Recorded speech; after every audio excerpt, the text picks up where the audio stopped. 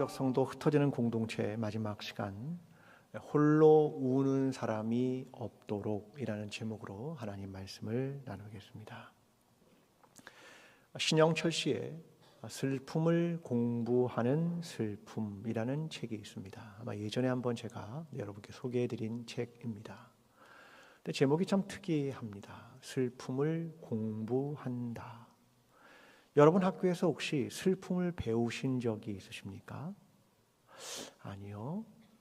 누가 여러분에게 슬픔을 가르쳐 주거나 내가 배운 적이 없는 것 같은데, 저의 책 제목은 슬픔을 공부한다 이렇게 얘기하는데, 그렇게 하는 게 슬프다 그런 얘기인 것 같습니다. 이 책에 이런 글이 등장합니다. 인간이 배울 만한 가장 소중한 것과 인간이 배우기 가장 어려운 것은 정확히 같다. 그것은 바로 타인의 슬픔이다. 타인의 슬픔, 누가 슬퍼하는 것, 그것을 내가 함께 아파하는 것은 너무나 소중한데 너무 배우기 어렵다. 그런 얘기입니다. 저자는 사람을 심장에 비유합니다. 우리 모두 심장이 있잖아요. 그런데 이 심장은 내 안에서만 뛴다. 내가 슬퍼도 기뻐도 이게 다른 사람의 몸 안에 들어가서 뛰지 않고 오직 내 안에서만 뛴다. 누군가가 너무 슬퍼해도 이 심장은 오직 내 안에 뛰고 있어서 인간에겐 한계, 자기 중심성, 이것이 본성으로 자리한다. 그래서 인간은 슬퍼도 자기 연민이나 자기 아픔에 대한 것만 갖지 타인에 대한 슬픔을 갖는 일은 참 어렵다. 그 얘기를 하고 있는 겁니다. 그러면서 이런 얘기를 합니다. 가장 큰 비극은 누군가 슬퍼할 때 그것을 알려고 시도조차 하지 않는다면 그건 가장 큰 비극이다. 이 얘기를 하고 있습니다. 그래서 우리는 부단히 타자의 슬픔을 알기 위해 공부해야 한다. 그 말입니다. 옆에 있는 내 지체의 슬픔, 우리 이웃의 슬픔, 저 지구촌 어딘가에 기아와 전쟁으로 아픔을 당한 사람의 슬픔을 내가 공감하느냐? 그것에 대한 질문이죠. 이런 걸 공감하지 못하는 사람을 소시오패스, 사이코패스라고 말하는 겁니다. 또 어떤 사람은 슬퍼할 때 선택적 공감을 합니다. 나 친한 사람, 나 아는 사람, 내 편이라고 생각하는 사람, 그 사람에 대해서만 공감하고 슬퍼하는 것도 그리스도인에게는 바람직하지 않은 겁니다. 그래서 오늘 그 슬픔과 그 범위에 대한 이야기를 여러분과 함께 나누고자 합니다. 욥바라는 곳에 다비다라는 한 여제자가 있었습니다. 헬라어로 그를 도르가 이렇게 불렀습니다. 그는 구제와 선행을 많이 하였습니다. 그런데 어느 날 그가 병이 들어 죽게 되었습니다. 그녀의 죽음을 본 많은 과부들은 함께 울었습니다. 그런데 멀지 않은 루다라는 곳에 베드로 사도가 있다는 이야기를 듣고 사람을 보내 그를 불러옵니다. 와서 다락에 가보니 도르가가 죽어 있었고 모든 과부들이 와서 울고 있었습니다. 그때 베드로가 사람들을 내보내고 하나님께 기도하며 다비다야 일어나라 라고 했더니 다비다가 다시 살아나게 되었고 그 소식이 알려지자 많은 욥바의 사람들이 예수를 믿었다. 이게 오늘 본문 전체의 이야기입니다. 여러분, 인간은 울음이라는 걸 가지고 있습니다. 이것은 인간의 태어남과 동시에 일어납니다. 여러분, 아기가 태어날 때 울지 않습니까?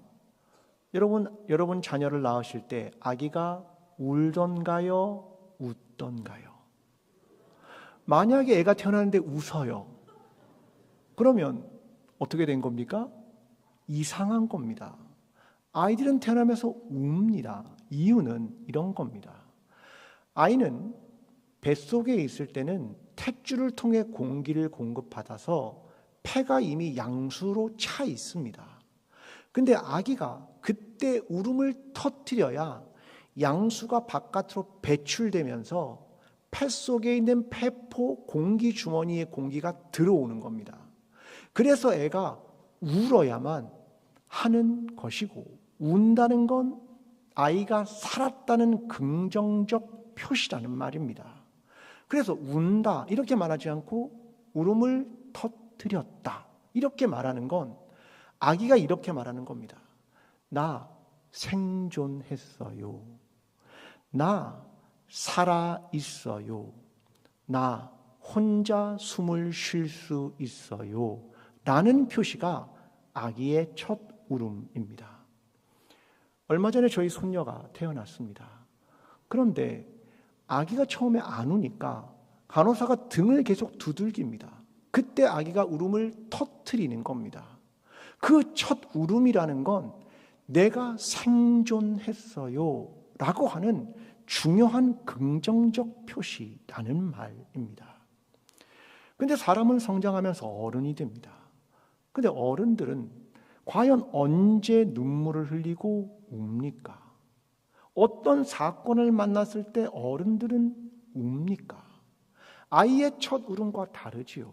그러면 그리스도인들은 언제 누구를 위해 어떤 사건을 만났을 때 웁니까? 그리스도의 공동체인 교회는 언제 누구를 위해 어떤 사건을 만났을 때 울고 있는가? 우리는 그 슬픔과 울음에 대해서 생각해 봐야 하는 겁니다. 이제 본문으로 돌아옵니다. 사도행전 9장 36절부터 시작입니다. 요빠에 다비다라 하는 여제자가 있으니 그 이름을 번역하면 도르가라. 선행과 구제하는 일이 심히 많더니. 자, 요빠에 다비다라는 여자가 있는데 설명을 합니다. 이름은 다비다다. 헬라어로 도르가라고 부른다.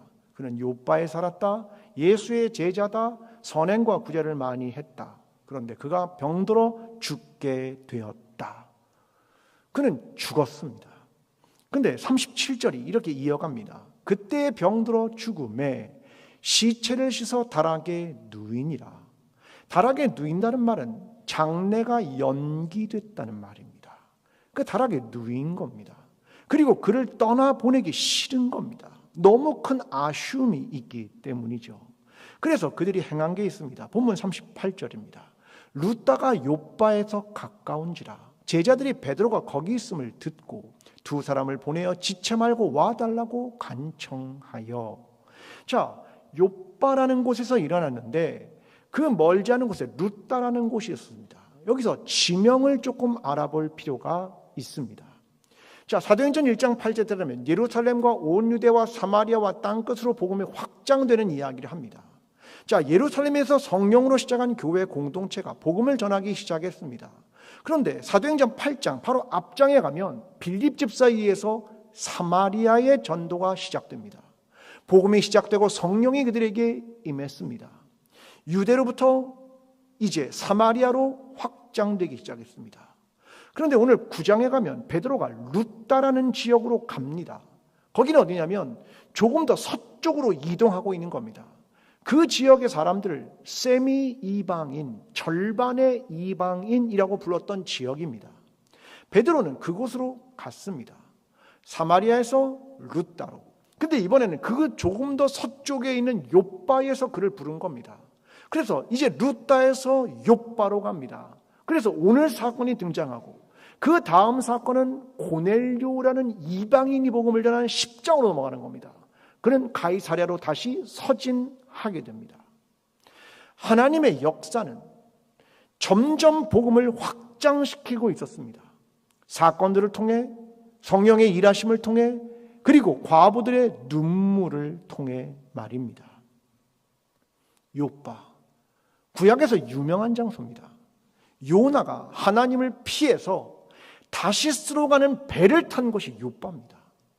하나님을 떠나고자 했던 그 욥바에 성령께서 부활시키시는 역사가 이 욥바에 일어났다.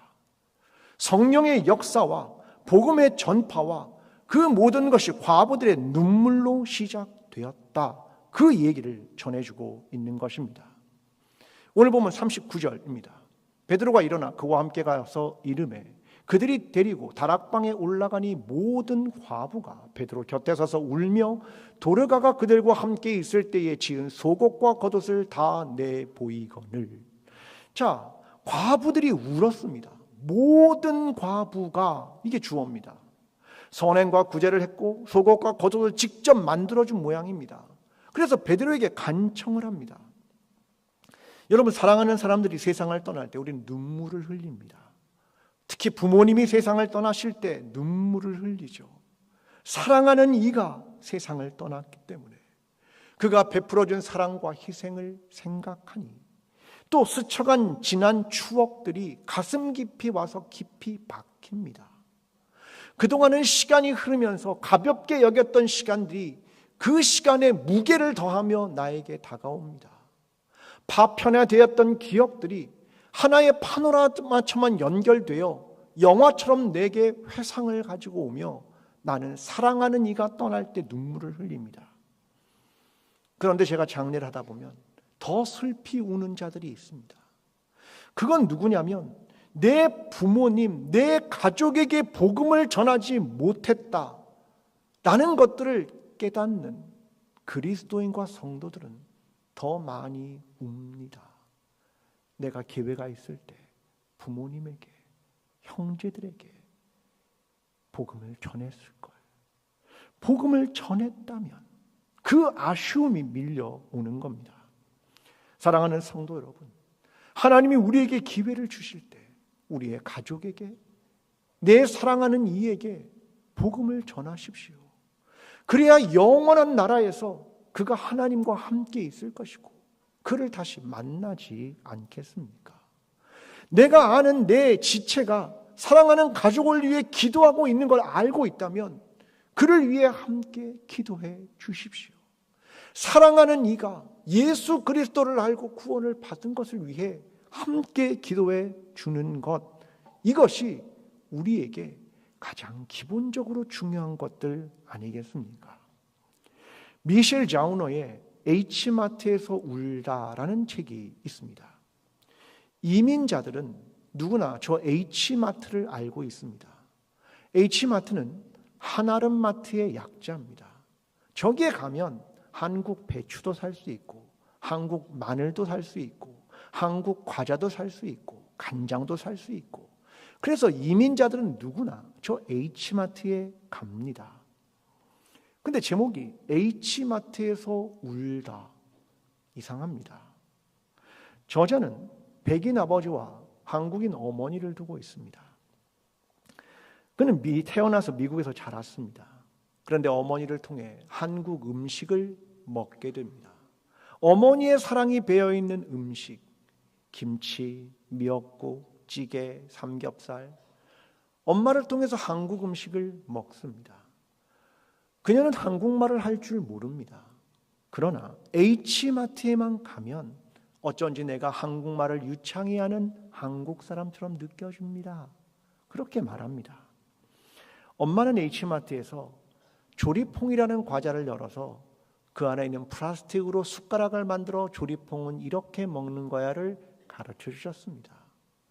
짱구 과자를 뜯으면서 손가락에 하나씩 하나씩 끼우면서 이렇게 먹는 거야를 엄마가 가르쳐 주셨습니다. 그런데 욕조에 한 움큼 빠진 엄마의 머리카락이 보이기 시작하고 엄마는 암으로 투병하다 세상을 떠났습니다. 난 다시 엄마를 볼 수 없어. 그 현실이 다가왔습니다. 그래서 그는 H마트에 가면 엄마 생각이 나서 나는 운다. 그걸 기록한 책입니다. 여러분, 사랑하는 이 그를 회상하며 눈물을 흘립니다. 얼마나 사랑했는지, 얼마나 고마운지. 그게 사랑하는 가족들입니다. 사랑하는 성도 여러분, 우리의 사랑하는 가족과 우리의 친구들, 그들에게 예수 그리스도를 전하며 이를 위해 기도하는 지체들을 위해 함께 기도함으로 사랑하는 가족과 사랑하는 이들이 예수 그리스도를 믿고 구원받게 되는 저와 여러분이 되기를 간절히 기도합니다. 자, 이제 또 39절로 가겠습니다. 모든 과부가 베드로 곁에 서서 울며, 과부가 운 것이 한 사람이 운 게 아니라 모든 과부가 함께 울었습니다. 다비다가 보여줬던 사랑과 구제를 경험했겠지요. 그래서 함께 울었다, 그런 말입니다. 그런데 세상에는 혼자 우는 사람들이 있습니다. 전도서 4장 1절이 이렇게 말합니다. 내가 다시 해 아래에서 행하는 모든 학대를 살펴보았도다. 보라, 학대받는 자들의 눈물이로다. 그들에겐 위로자가 없도다. 그들을 학대하는 자들의 손에는 권세가 있으나 그들에게는 위로자가 없도다. 어떤 사람들은 혼자 웁니다. 위로자가 없다. 너무 쓸쓸하게 홀로 앉아 너무 외롭고 서글프게 웁니다. 저는 그리스도의 공동체는 혼자 우는 사람이 없도록 해야 한다고 생각합니다. 누군가 옆에서 울면 지체들은 함께 우는 것이 그리스도의 공동체라고 저는 믿습니다. 로마서 12장은 그 교회 공동체가 어떻게 살아가는가에 대해서 이야기합니다. 12장 5절과 15절입니다. 이와 같이 우리 많은 사람들이 그리스도 안에서 한 몸이 되어 서로 지체가 되었느니라. 즐거워하는 자들과 함께 즐거워하고 우는 자들과 함께 울라. 이게 그리스도의 공동체가 한 몸이며 홀로 울도록 내버려 두지 않고 함께 우는 공동체가 되고 즐거워하는 자들과 함께 즐거워하는 공동체가 되라 라고 하는 것을 우리에게 가르치고 있는 겁니다. 우리는 한 선지자를 알고 있습니다. 그를 눈물의 선지자라고 부릅니다. 바로 예레미야입니다. 하나님은 예레미야에게 남유다의 멸망에 대한 것을 예언하라고 합니다. 남유다가 멸망할 것이다. 왜냐하면 하나님의 백성이라 말하는 남유다가 교만했습니다. 우린 하나님의 백성이야. 우린 절대 멸망하지 않아. 그들의 자만심, 그들의 교만. 하나님이 다 해결해 주실 거야. 하나님이 다 용서해 주실 거야. 착각이었습니다. 예레미야가 외칩니다. 예레미야 13장 15절. 너희는 들을지어다. 귀를 기울일지어다. 교만하지 말지어다. 여호와께서 말씀하셨습니다. 그가 어둠을 일으키시기 전, 너희 발이 어두운 산에 거치기 전, 너희 바라는 빛이 사망의 그늘로 변하여 침침한 어둠이 되게 하시기 전에 너희 하나님 여호와께 영광을 돌리라. 너희가 어둠이 오기 전에 하나님께로 돌아와라, 그 말입니다. 그런데 남유다는 회개하지 않았고 하나님의 말씀을 경청하지 않았습니다. 그래서 예레미야가 운 겁니다. 그게 예레미야 애가죠. 1장 1절 이렇게 시작합니다. 슬프다 이 성이요, 전에는 사람들이 많더니 이제는 어찌 그리 적막하게 앉았는고. 전에는 열국 중에 크던 자가 이제는 과부같이 되었고, 전에는 열방 중에 공주였던 자가 이제는 강제 노동을 하는 자가 되었도다. 예레미야가 울며 지은 시입니다. 예루살렘이 적막하고 강제 노동하는 자가 되었다. 그렇게 운 겁니다. 그 다음 절, 밤에는 슬피 우니 눈물이 뺨에 흐르며 사랑하는 자들 중에 그에게 위로하는 자가 없고 친구들도 다 배반하여 원수가 되었도다. 더 이상 위로자도 없고 친구도 배반의 원수가 되었다, 그 말이죠. 애가 1장 16절, 나를 위로하여 내 백성을 회복시켜 줄 자가 멀리 떠났으며 원수들이 이김에 내 자녀들이 외롭도다. 나를 회복시킬 회복자가 이제 떠나버렸구나 하면서 우는 겁니다. 여러분, 나라가 멸망했습니다. 예레미야 선지자가 웁니다. 그럼 백성들은 울었겠습니까? 안 울었겠습니까? 그들도 울었죠. 나라가 멸망했으니 말입니다. 그런데 저는 그때의 백성들의 울음은 예레미야의 울음과 달랐다고 생각합니다. 예레미야는 하나님께 돌아오라고 외쳤는데도 그들이 교만하여 돌아오지 않았습니다. 그래서 나라가 멸망해서 우는 겁니다. 그런데 백성들은요, 귀를 기울이지 않고 있다가 나라가 멸망하고 우리의 집에서 떠나야 하고 바벨론 포로로 끌려가니까 그 고통으로 우는 겁니다. 공동체의 울음은 하나님을 떠난 죄악으로 인한 회개의 울음이어야 하는 겁니다. 하나님께로 돌이킴의 울음이어야 하는 겁니다. 여러분, 만약 공동체가 울지 않으면 누가 우는 줄 압니까? 예레미야 13장 17절, 너희가 이를 듣지 아니하면 나의 심령이 너희 교만으로 말미암아 은밀한 곳에서 울 것이며 여호와의 양떼가 사로잡힘으로 말미암아 눈물을 흘려 통곡하리라. 공동체가 울지 않으면 누가 옵니까? 하나님이 하나님의 백성을 보고 눈물을 흘려 통곡하신다.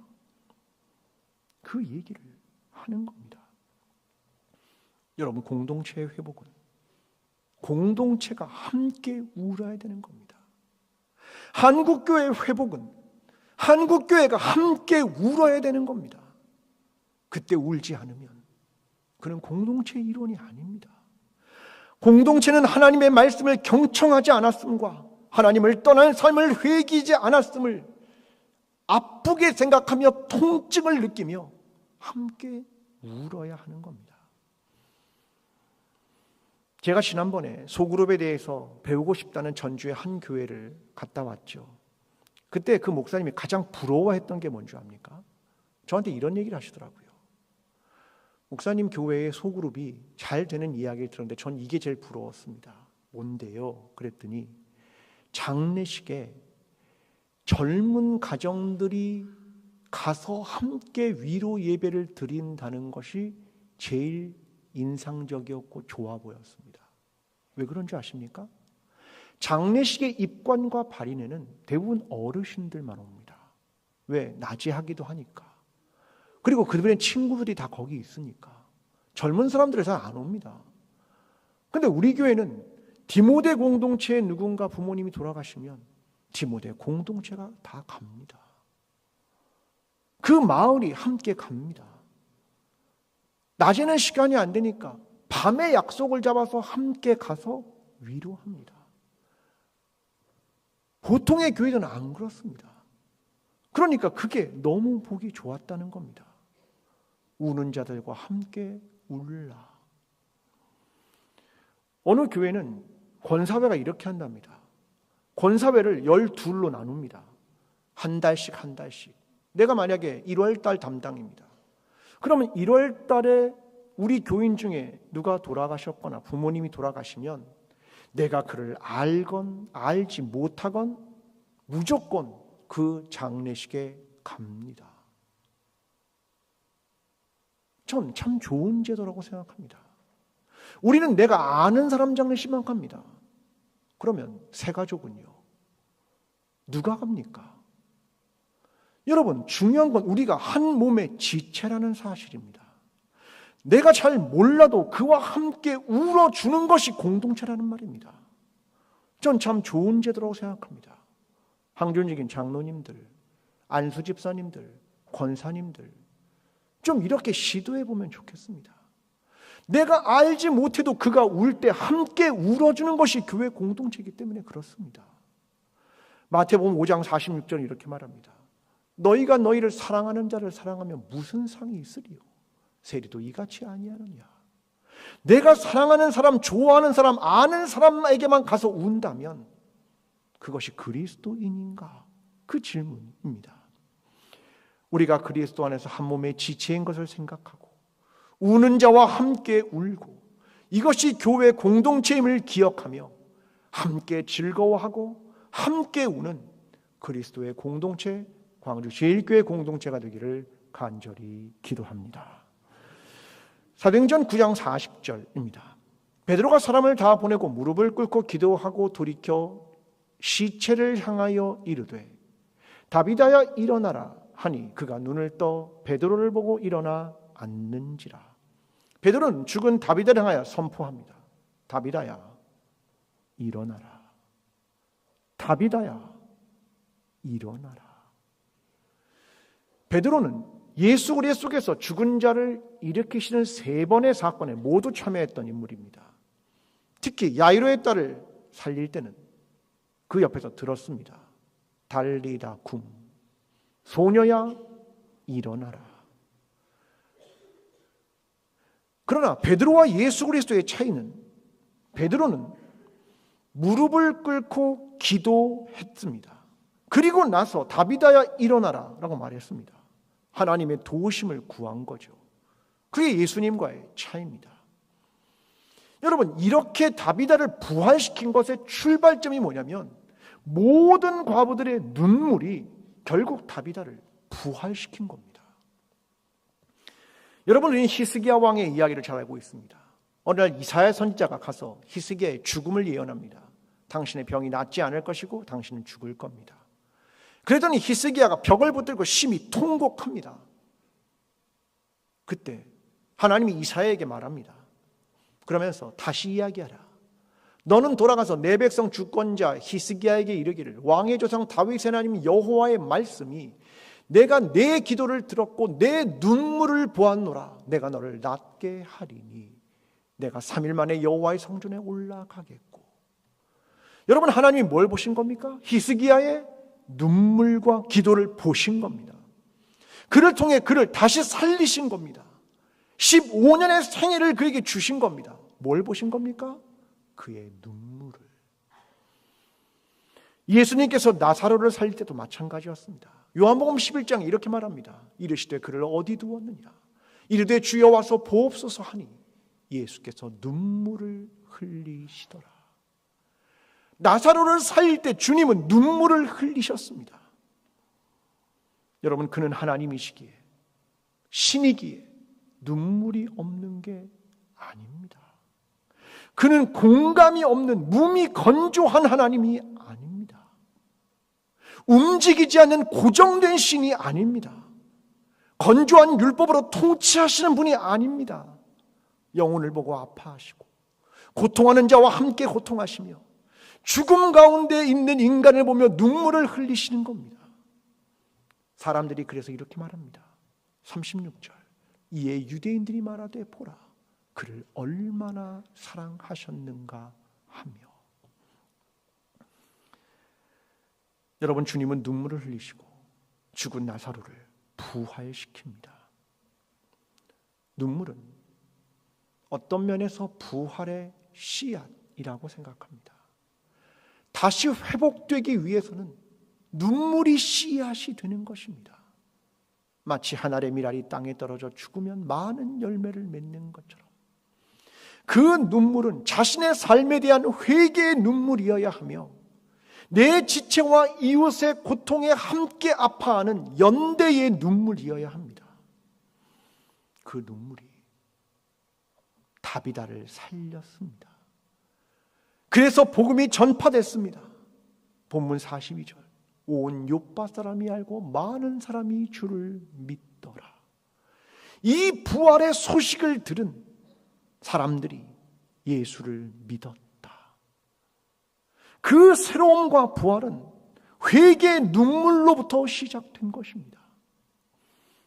그 눈물, 홀로 울지 않고 공동체가 함께 아파하며 흘리는 눈물입니다.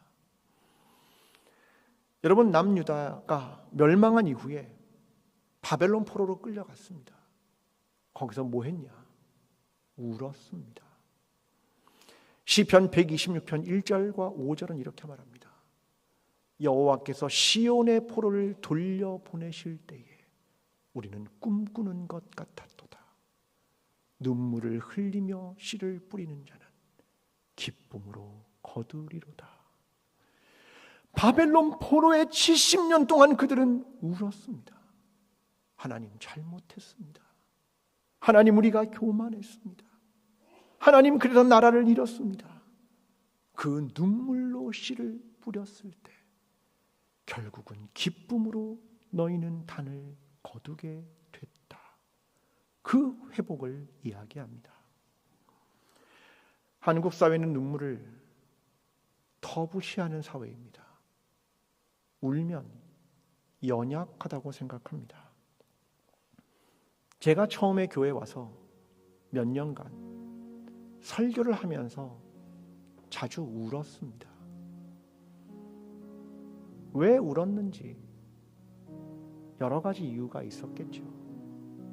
때로는 감동해서, 때로는 사랑해서, 때로는 아파서 자주 울었습니다. 그랬더니 어떤 성도님이 저한테 와서 이렇게 얘기하시더라고요. 목사님, 설교 시간에 울지 마세요. 아마도 이런 뜻이었을 겁니다. 자기가 생각하는 목사에 대한 상이 있겠죠. 목사님이 설교단에서 울면 감정을 표현하는 것 같아서, 때로는 연약해 보이는 것 같아서, 목사님 흔들리는 모습처럼 보여서 울지 않으면 좋겠습니다. 그런 말이겠지요. 근데 요즘은 거꾸로 성도님들이 저를 만나면 웁니다. 목사님 보면 자꾸 눈물이 나요. 그런 성도님들이 많고요. 지난주에 오신 선교사님도 제 방에 와서 제가 기도하면 펑펑 우십니다. 근데 여러분, 저를 위해 울지 마시고 교회를 위해 우십시오. 교회 공동체를 위해 우십시오. 한국교회의 타락을 위해 함께 고통하며 우십시오. 그리스도인들이 그리스도인답게 살지 못하는 걸 보며 우십시오. 나의 교만과 나의 잘못을 보며 우십시오. 내 옆에 있는 지체들의 아픔을 보며 우십시오. 저는 이 눈물이 하나님께서 저와 여러분과 우리 교회를 다시 살리는, 부활시키는 씨앗이 될 것이라고 믿습니다.